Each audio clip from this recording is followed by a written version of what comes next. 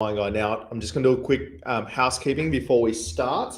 Um, that seems to be right. Yeah, I'm just going to go and add this to LinkedIn. So just bear with me, ladies and gentlemen that are tuning in, because, like I mentioned, I think today will definitely be one to hang around for. It wasn't a clickbait title. I had someone messaging me going, "Why are you using clickbait?" And it's not. This is legit. This is a very, very, very. This is a very, very physical turning point in. One sec. Okay, let's post that. So hopefully you guys can hear me. As you're tuning in, make sure to jump in the chat and say g'day. So it's all done. I'm ready to go. Guys, this is a really, really important one to me. I've held off doing this video. I've been meaning to do it for a while because, as you would have seen in the last couple of months, I spent a lot of time talking about authenticity and transparency and doing good work. And, a lot of the time when people come onto social media, it's all rhetoric and it's all just bullshit. A lot of what you see on social media is just BS. And I wanted to really, really drive home what's going on here. Why I give so much crap about the quality of work that we do.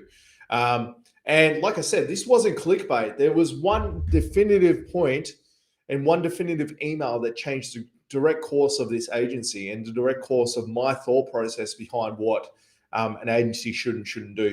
Will, Shucker man, how are you, bro? Hopefully you enjoyed this today. Like I said, I haven't actually ever shown anyone this email. I thought I didn't actually have the email until I went and had a look this morning, and I actually found it. To be fair, let me just bring it up for a sec. I'll wait for a few more people to get on, and I'll give a little bit of a backstory before I do. Let me just find the email for a second here. So just bear with me. How's your day been, Will? Hopefully you've been doing well, my friend.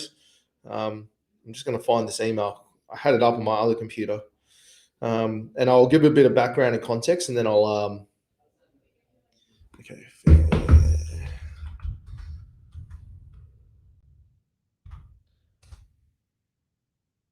Okay, I found it.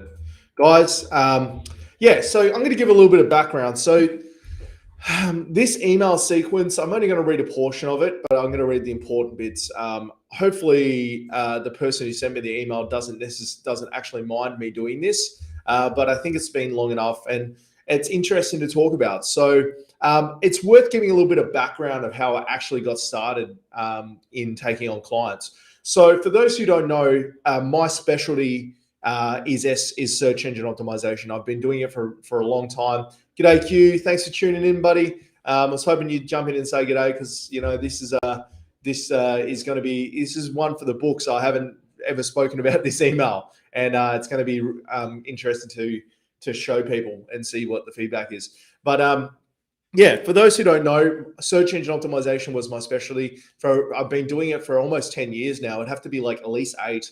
And I did it for myself. So I've always worked full time. I was in the Navy, got out of the Navy, and moved into agriculture. You can see this is a bit of a timeline of my life: Navy, agriculture, and then massive nerd the whole time. But I was in the Navy, agriculture, and I'd always worked full time. And my hobby has always been the internet and making money from the internet. So I actually have done several things, but the main thing I was doing and how I got to the point where I did with search engine optimization is affiliate websites. G'day, Chris. Hopefully you're doing well, man. Hopefully the hunt for a house is going well for you. Thanks for tuning in too. Like I was saying, I've always done affiliate websites. So for those who don't know, an affiliate website is basically a blog that you build with the direct intention of selling other people's products on it, and you generally get a commission. So, some of my more recent ones is a forward driving blog, and I used to link to Sparesbox, which is like a forward drive supercenter competitor. And I used to get 5% of every sale that would come through a click of mine. So you would write articles like the best forward drive, like high lift jacks, and then someone would buy a jack, and you would get 5% of that sale. So I did that, and that's I've been doing it for a long time. I started off when it was a lot easier, and now it's a lot harder to do. But it's always something I've done part time, and it's paid for a caravan, it's paid for a boat. It's just been my side hustle for a very long time, along with the eBay reselling. And so fast forward, right? So for those who don't know, the agency as My Online Guy itself has only existed since 2019. I actually started the agency formally in January 2019. Like I said, I've been doing a lot of work before then, but the actual My Online Guy as an entity has only existed for a few years. A lot of people don't realize that, because of obviously our growth trajectory has been quite aggressive. We're at 10 of us in the office now. But going back in time, I gave the company I worked with. So a bit of context. Like I said, I've been doing it for myself for a long time, and we were in the wheat belt. We lived up and I worked in an agricultural dealership, and great people, amazing job. But I really wanted to, we wanted to come back to Mandurah. It's where we were from originally, and my wife was getting quite homesick, for those who know Pauline. And it got to the point where it was like, we have to start to transition out of the wheat belt and back to Mandurah, where our family is. We've been in the wheat belt at that point for 8 years, and I think it was 7. And it was just time. The kids were about to go to school. And I thought, okay, well, what can we do in Mandurah? For those who don't know Mandurah, every city's got a Mandurah. It's high unemployment, tourist town, high unemployment, beautiful place though. And I love Mandurah, and we love, and we'll be here forever. But we had this conundrum because I was highly specialized in agriculture. I got to quite high up in agriculture. I ran a dealership branch, but it's not like there's an agricultural dealership in Mandurah. So my alternative was to either go and sell cars or caravans or something, which I could have done quite comfortably, I think, or sell houses, like get into real estate or something. And then I said to Pauline, well, why don't I just start taking clients on? I've had a few people ask me to help them with SEO, and I've just been like, no, it's just a hobby, mate. Like, I'm not here to take. Why don't I just start taking a few clients on? And so that was probably in February or March 2019 at a guess. And then I sort of hit the streets, managed to tee up 3 clients. That was the absolute first base of this agency. The agency started with 3 clients, basically, all wanting SEO. And I was very transparent about the fact that I hadn't worked with clients before. I was very honest and said, well, look, I've got a lot of experience with search engine optimization. That's a given. Here's the results I've gotten, but I've never worked with clients before. So it's going to be very interesting to see. Now, I am going to get to the email, I promise, but it's worth having some context. So fast forward, I pick up these clients, and I'll do, if people are interested, I'll do a video on how I got those first clients. If people are interested in lead generation activities and how to acquire clients, because obviously the client side of this is the lifeblood of agencies. And we are pretty lucky that we don't have to lean on paid ads to acquire them. But fast forward, so I get these 3 clients. And I'm shitting myself at this point because I'd never taken clients on. I know I could get them results. That was probably my saving grace, is that, like, even though I didn't necessarily know exactly how I was going to do it, I knew I can get them the traffic. I just had to learn the rest, dealing with clients, mainly reporting. So fast forward, get these clients, and I'm like, okay, well, now I'm in. I have to. So I gave my Bokeman Machinery, which is where I work, 6 months notice, because obviously the role was quite complex and they couldn't just fill it with anyone. So I gave them the 6 months notice and said, look, I'm going to start this, my agency, go full time with it by January. I'll work with you through this process. So fast forward, my first mistake, and where this email come from, is I did too much reading at the start. And I did too much reading about how to automate an agency when I hadn't even really had clients. I was too far. I was like 2 steps ahead of where I should have been reading.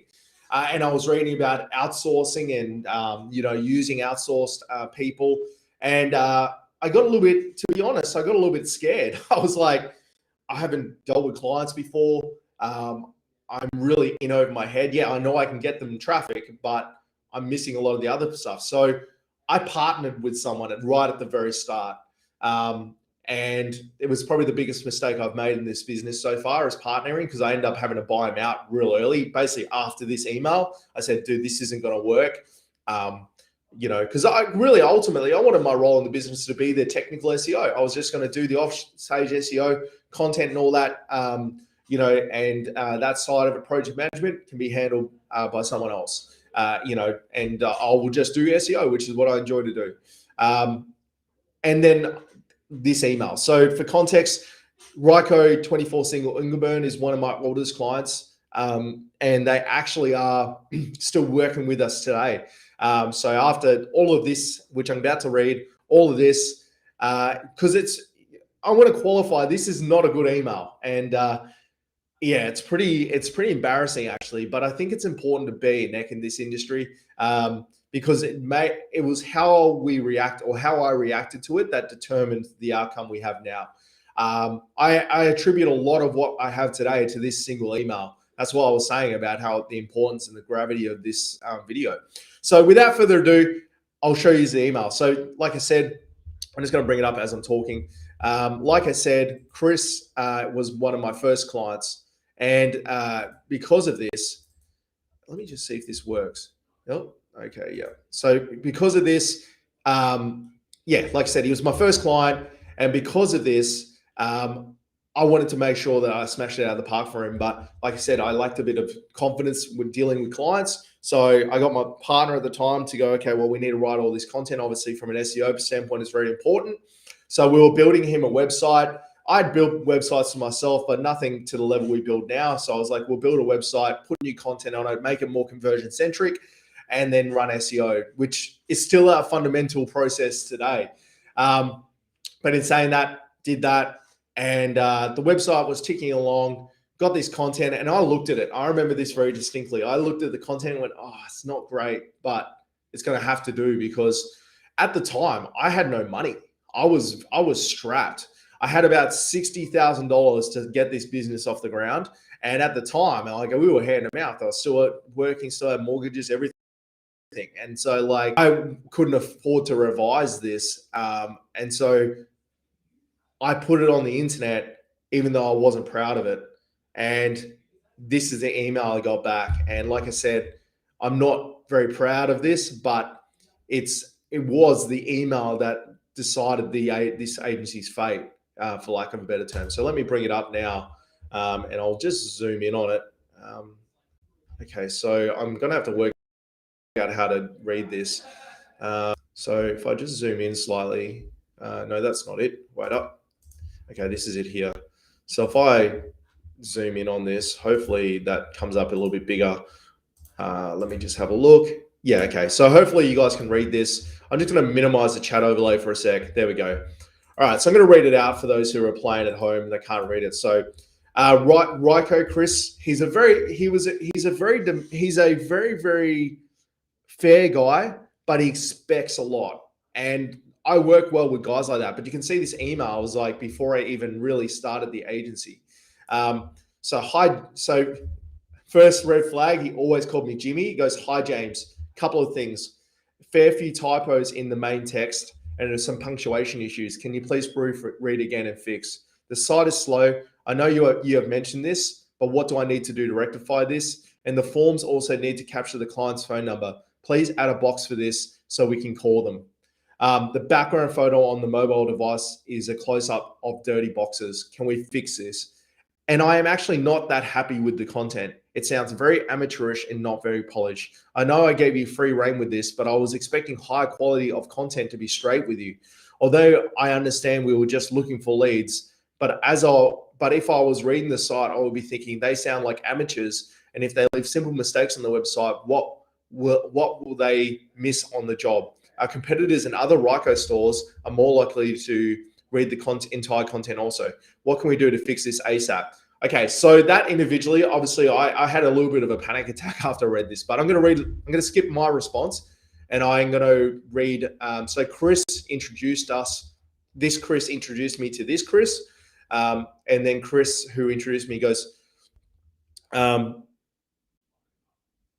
Yeah, so good comment, Chris, and that's why you'll have to work these things, work out how to fix these, Jimmy. Perhaps you need a great copywriter, because if you're doing this stuff yourself, these are objections you will get. If this was another client, they will probably be gone by now. That's the real issue from the sounds of it. It upsets me reading it. It upsets me reading it to this, and I'm reading it years later, and it still upsets me reading it. That's amazing, really. So just listening to this, it's confusing listening to it. So long story short, I dropped the ball. I put this content on the website that wasn't perfect, and after this exact point, I made it a conscious decision in this business to never do that again, to never put anything on anyone's website that I'm not 100% proud of, because that particular moment almost broke this business and almost broke me. I'm a very, very proud person. And to read something that I knew I consciously made a decision to put on there after reading, and for my own personal gain, because I quite frankly couldn't afford to change it. I really sat down, and this is a time I remember very distinctly. I sat down with Pauline and I said, am I doing the right thing by starting this agency? And Pauline said to me, look, that's only for you to decide. And I just said to Pauline at the time, I said, I'm going to have to fix this. I cannot live with myself. So very, that's hyperbole, but I couldn't stand the idea that this guy Chris wasn't happy with me. I'd only met him a few times, and at this point we probably could have shook hands, and I said, look, I'm not the right fit or whatever. But I literally spent 20 hours of the next day and night rewriting every single word of content on that site. And from that point on, I just said, I am only going to do good work, and I'm only going to do good work, and I'm only going to do work with people that appreciate good work, because that to me is worse than someone not paying me or someone leaving me bad results. It's Chris here is saying, it's only because my name's Chris and there's two other Chris's. Yeah, that's rough. It's super great takeaway. Going through items with a fine tooth comb. I guess it's what keeps your clients is what you did to fix the issue. And yeah, it's 100% what it was. Like that singular event and email has clearly defined the path in this agency. As I basically said, I'm too proud to be doing poor quality work. I either do the best work possible, work that I'm proud of, or we don't do it at all. And I keep talking about this when I do these videos. I keep talking about professionalism, and I keep talking about authenticity and being authentic to yourself and having conviction in what you do. It all came from this email, because I read a lot of information out there about how you need to outsource and minimum viable product and just get it out the door, and that's was my mentality when I launched it. It was like, I can fix it as we go. But I was fundamentally affecting someone's livelihood. I was fundamentally affecting Chris's livelihood with this content, and because of that, I didn't treat it with the respect it deserved. And you can see by my response, I remember this. I'm going to read this response. So it's, hi, Chris Redondo. Firstly, and I responded, it took me about a day to respond from memory. Let's have a look here. So September 24th, and I responded 2 hours later, because I was basically in shock for a little bit. Firstly, thanks for sharing your concern with me. I appreciate you taking the time to put pen to paper. They are all real and valid concerns, and I'm not going to sit here and make excuses. This is a monumental stuff up that this copy was ever publicly released and exposed a failing in my process. I was sold the sizzle, so to speak, by a guy who made himself out to be the second coming of Christ. And you're exactly right. Most of what he has written is garbage, or for a very least, way too SEO centric. That's unreadable. It obviously goes without saying that the person is no longer on the team. This is when I broke that partnership, and that cost me $4,000. But I was like, my pride is too valuable to me. My biggest disappointment was the fact that you had to bring this to my attention and that it slipped past the keeper. I'm well aware that your friends from other stores will be reading this content. And I'm personally embarrassed to think that you were potentially being judged on the redesign as it sits. I personally rewritten all the content myself on Ryco to ensure it's at the standard I expect, which is being added as I write this. I have also reviewed the site itself to not only address your concerns, but give it another overhaul to give it a more polished and line closer with the other Ryco 24/7 sites while still being modern. These updates are being completed with the new content, and by the time you wake up tomorrow. In regards to site speed, blah, blah, blah, that's I have let the team down here, and I sincerely apologize for that. I could sit around moping about the situation we're in the ramifications of this failing, but I'd much prefer to show you how we can overcome this and get back on track to make sure it doesn't happen again. It was a pretty bitter pill to swallow, that one. That was a pretty bitter pill to swallow. I remember it very distinctly. I remember sitting there, and at this point, I still had a full-time job. And I remember sitting there at like 4 a.m. going, oh my God, I'm not going to get this done. I told him I was going to get it done. But like I said, it changed. That one email changed the course of this business forever. And I really emphasized putting forever at the end of this, because I will never let something go out of this door that I am not personally 100% proud of. After this, I don't ever want to be put in this situation again. And I could sit here and blame Nick, who was the other guy that was involved. I could sit here and blame, my inexperience or whatever. But actually, it was just a fuck up. And I had to swallow my pills and make sure it doesn't happen again. And I think that's the biggest problem with this industry, is that people aren't willing to swallow their pills and make every excuse under the moon on why something's not right. When actually just take ownership of what you're doing and treat it as if it's your own. And you hear me talk about that a lot, about treating things as if they're my own. Those are the guidelines that made this agency successful. And I like to think we're successful. Obviously those days are well gone where I had a couple of clients, but we don't get emails like that anymore. We do get unhappy people, but they're never unhappy because of the quality of work. It's generally some communication or something else that's affected it. But it fundamentally shaped this agency, because, like I said, a lot of the information I had about starting an agency just came from the internet, and a lot of it said, fake it till you make it, and just scale up, scale out. And this shook me. I was like, the information that's on the internet is not right. I am fundamentally affecting someone's livelihood with this site, and it's not right. It's not how he would do it.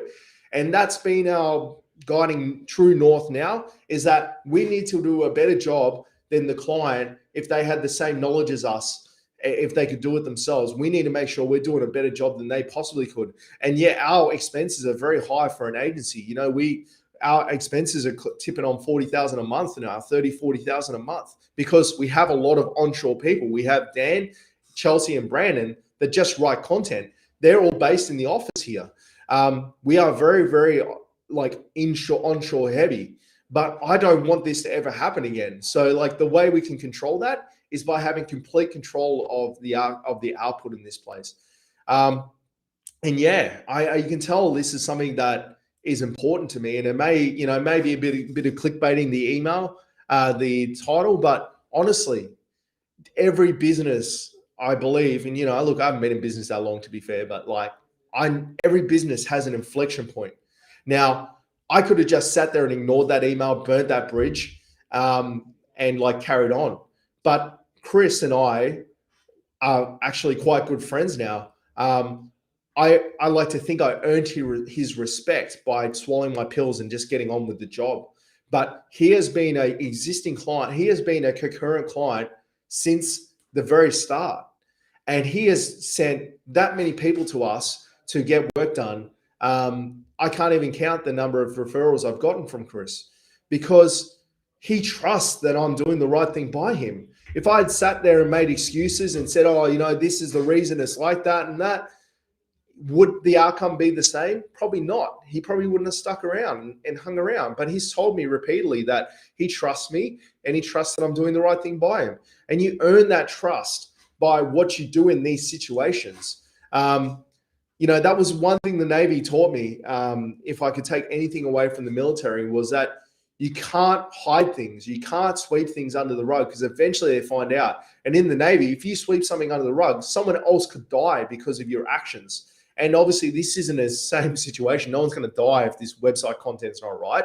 But it could start a series of a chain of events that could tangibly affect this Chris Redondo's livelihood. And I don't want to be personally responsible for it fundamentally affecting someone's livelihood negatively. So if we can operate in a way, that's what I personally think integrity is. That's a tangible, that email and that reaction to that email, I personally would consider what operating with integrity is. And we've had it several times where, this isn't the right thing to do. And I'm going to tell you one more story before I go, because I think it's a really telling thing, and hopefully the client's not listening. It's more to do with agriculture. But I learned a lot of this from Boakmans. Boakman Machinery is a business that's been around for 50 years operating in agriculture. Now, you don't operate for 50 years in agriculture without integrity, because farmers can smell bullshit a mile away. Now, I distinctly remember this situation because I was a branch manager at the time. It was my job to put this spot fire out, but we had a harvester that blew up during harvest. Now, the client that owned the harvester thought it was his fault, so we were walking through it, investigating it for insurance. And I always preached integrity in what we did with mechanics. And one of the mechanics came up to me and said, "Oh, Jimmy," as a branch manager, "Jimmy, I actually think this was our fault, not his."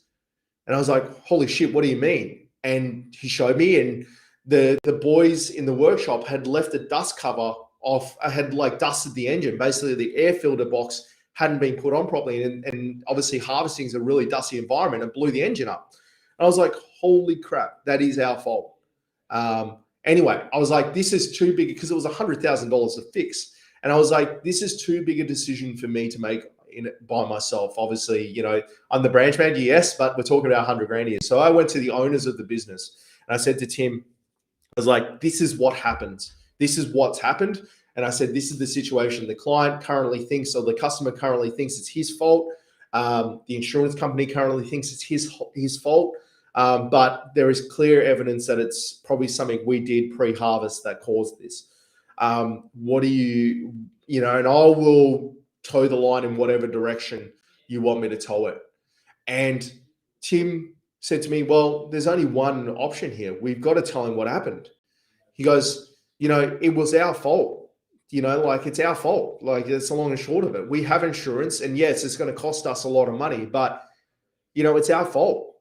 It wasn't even a consideration. It wasn't even a thought. It was just, that's what we have to do, because, and he never articulated why, but I think he understood. A, he was friends with the farmer, and B, that's what operating with integrity actually means. It's like, everyone talks about integrity and honesty in business and stuff, but until the rubber meets the road where you have to make a clear decision, that's where the line gets blurred. And in this situation, it wasn't even a given. And he's, Boakmans now has a customer for the rest of their life in that particular customer, because he had every expectation that it was his fault, and he was renting a harvester off us. So we were actually making money off it, renting the harvester. But once we told him, we said, look, have the harvester for free. So it's costing us to give him a spare harvester, insurance. But that stuck with me. I was like, that is the truest definition of integrity I've ever seen. It cost that business, it cost Boakmans like $50,000, including insurance.